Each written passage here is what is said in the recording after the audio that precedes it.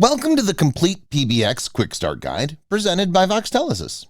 In this video, we'll demonstrate how to set up an inbound route in Complete PBX. To begin, click on PBX, then click on the External tab. Click on Inbound Routes from the dropdown.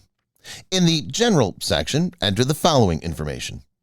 Leave the routing method on the default setting. In the description field, enter a description that will help you identify your inbound route. In the DID pattern field, enter your DID number, excluding any dots and parentheses.